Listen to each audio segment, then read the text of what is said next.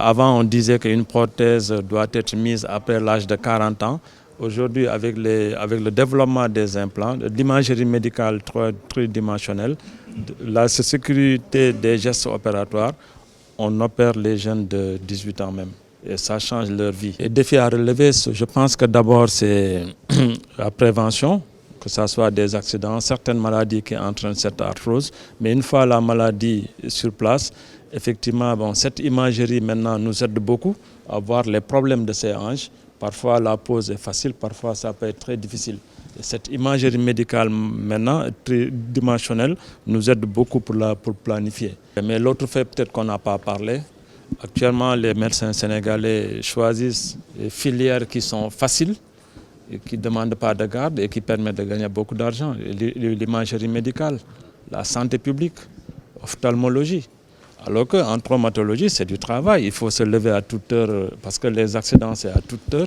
C'est astreignant, ça demande beaucoup de matériel. C'est peut-être à cause de ça que les jeunes ne viennent pas en orthopédie. Mais il y a des secteurs où ils sont extrêmement nombreux. Par contre, le ministère, le professeur Si va en parler, devrait définir quand même des axes de priorité. Dire que je ne donne plus de bourses pour faire l'ophtalmo ou autre chose. Je donne des bourses pour faire l'orthopédie traumatologie parce que le besoin est là.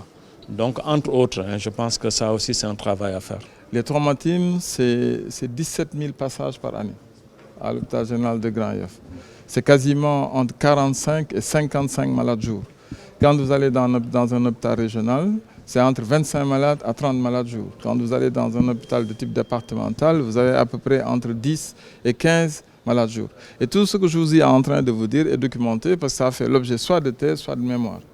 Je crois qu'il faut redessiner la carte traumatologique du pays. Et si on regarde sur les 5 dernières années, tous les faits de santé dans ce pays, en dehors du phénomène Ebola, sont pour une grande majorité des faits accidentels. Bitenti, Médina Gounass, le report sur les routes tous les jours, vous faites des chroniques sur les accidents qui soient spectaculaires parce que c'est la nature de la mort, ou ça implique beaucoup de personnes en plus, ou c'est un accident qui intéresse des personnalités. On en est par le fait d'abord du déficit en lits. Vous avez un lit d'orthopédie aujourd'hui pour 10 000 habitants. Vous avez un orthopédiste pour 365 000 habitants. Cette année, sur les candidats à la spécialité, sur 21 candidatures, il n'y a que 5 candidatures sénégalaises.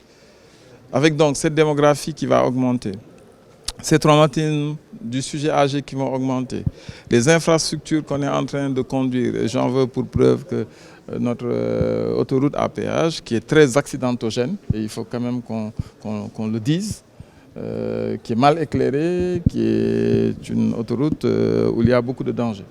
Je crois que ça doit valoir que collectivement qu'on puisse se pencher sur ce phénomène-là, mais qu'on n'en fasse pas un épiphénomène. Ce qu'il faut faire, c'est que juste il faut créer le déclic pour qu'au niveau le plus élevé de notre pays, que les gens puissent réfléchir sur cette double problématique. Je dis aujourd'hui, notre santé a une vision monoculaire.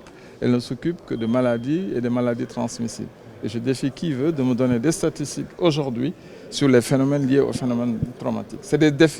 Ça existe, mais c'est des statistiques qui sont parcellaires, qui sont détenues soit pour le relèvement des accidents, mais dans l'exhaustivité, je donne un exemple, les accidents de la vie courante, ce qui se passe sur les terrains de foot, sur les accidents ludiques, les accidents domestiques, on n'a aucune statistique nationale aujourd'hui avec des remontées de données. Et sans données factuelles, on ne peut pas faire de la prévision.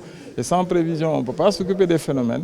Et aujourd'hui, le phénomène accidentel est un phénomène qui intéresse la population jeune sur laquelle on doit s'appuyer pour faire du développement, voire de l'émergence, voire du développement. De relever les zones les plus accidentogènes de nos pays et d'implanter les structures qui s'en occupent pour réduire le problème de délai, pour réduire le problème des équipes et le problème des protocoles de prise en charge.